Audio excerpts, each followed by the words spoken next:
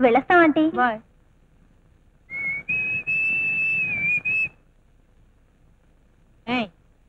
నిన్నే నిన్నే మొద్దు.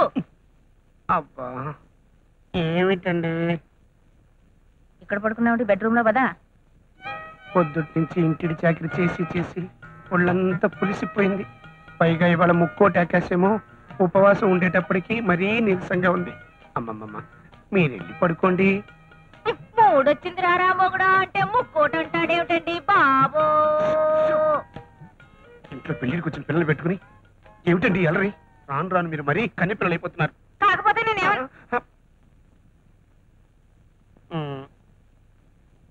పదండి. తలుపేసుకోండి. అలాగే. అమ్మయ్యా వచ్చావా రా. లాభం లేదండి. మీ అక్కయ్య గారు. మా అక్కయ్య గారు ఏం చెప్పమంటారండి? జ్యోతిలక్ష్మి తాగి వదిలేసిన మధ్య క్లాస్ లో అయిపోయిందండి నా బతుకు. జ్యోతిలక్ష్మి మజ్జిగ తాగితే జయమాలి దాహం తీరుతుందా? తీరదనుకోండి. కాకపోతే నా పరిస్థితి ఈ వేళకు వదిలేయండి. రేపు ఫస్ట్ షిఫ్ట్ లో మీ దగ్గరికి. ఈ రోజు గంజి గతలేదు కానీ రేపటికి పరవానం అన్నట్ట అలా ఉంది. నిన్ను నమ్ముకున్నందుకు నన్ను నేను పువ్వెట్టి కొట్టుకోవాలి. భగవంతుడా. నిదురబో నా సక్కు నిదురబో దేవి, కిక్కు తగ్గక ముందే తొక్కలో నిదురా. జో జో జో. ఏంటా నిద్ర సరిగ్గా నొక్కో. పొద్దుపోయింది పడుకోండి. నాకు తెలుసు కానీ నువ్వు సరిగ్గా నొక్కో. ఏమండి?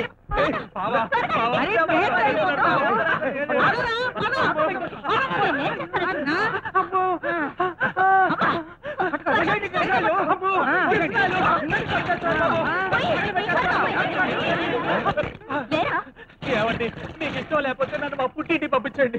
అంతేకాదు నన్ను చంపద్దు. ఏమైందయ్యా తొక్కలోది? కట్నం తీసుకురాలేదు నన్ను చంపేస్తున్నారు. సింతేనా? ఈ మాత్రం దానికైనా ఇన్ని కేకలు పెడపప్పులు పెట్టావు. ఏ పిచ్చుకోకో ఖర్చుందనుకుని అనవసరంగా వచ్చావు. పదండి పదండి. బావగారు అన్నయ్య గారు అయ్యో. ఒరే ఏర్బాబు మంచి పనిలో ఉంటుండగా డిస్టర్బ్ చేసావు కదరా. This is too bad to worst. బావగారు నోరు మీరా ఇంకా అరుస్తారెందుకు? నాన్న అమ్మో అమ్మో నాయో. ఆగండి. ఏమిటి దారుణం? అడగడానికి నువ్వెవడివిరా? మా అమ్మాయి నీ చేసుకుంటావా? నిన్ను మా ఆవిడ గారు మీరు చేసుకుంటారు నువ్వు.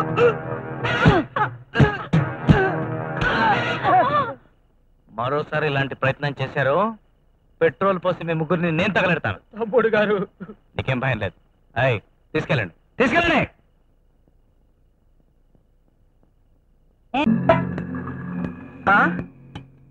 రామమ్మ రామలక్ష్మి ఏమిటి సంగతి?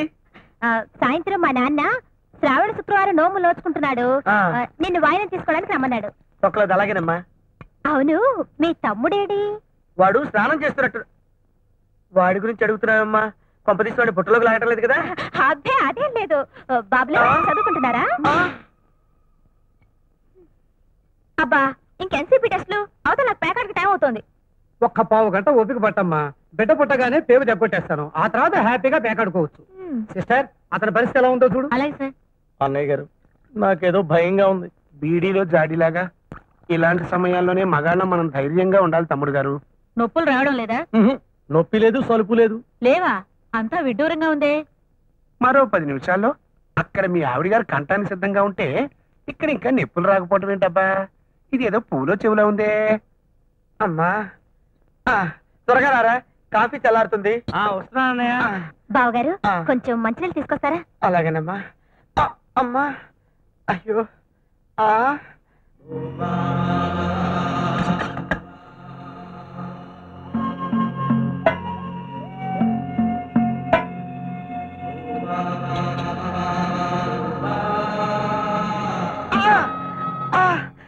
అయ్యో ఏమైందనే?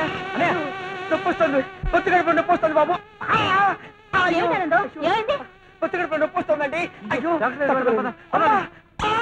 అయ్యో అయ్యో. ఏం సరళ ఏమిటమ్మా ఏం జరిగింది?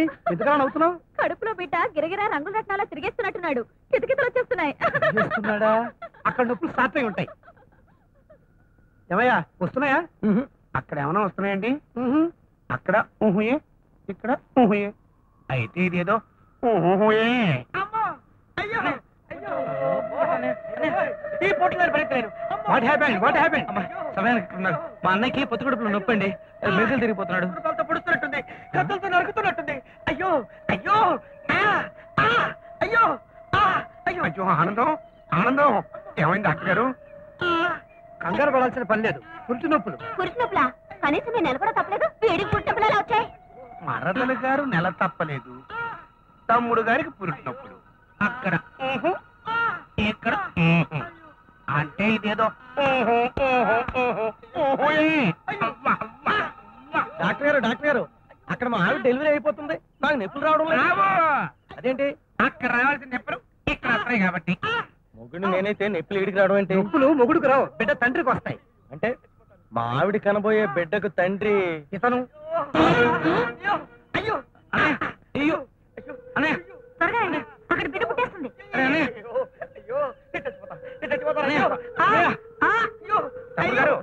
అక్కడ గట్టిగా పట్టుకోండి.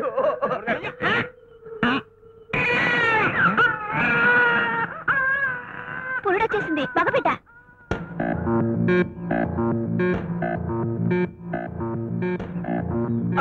ఎరా కరివేపాకు కొత్తిమీర్రి చేయబోదులని చెప్పి నా ఇంట్లో ప్రవేశించి నా కొంపకే ఎసరు పెడతావా? కాలనీలో ఎంతమందికి పిల్లలు ఉండగా నా పిల్లమే దొరికిందంట. నేను ఆగండి భరత్ గారు. ఈ తొక్క మీద చేయి చేసుకోవాల్సింది మీరు కాదు, నేను.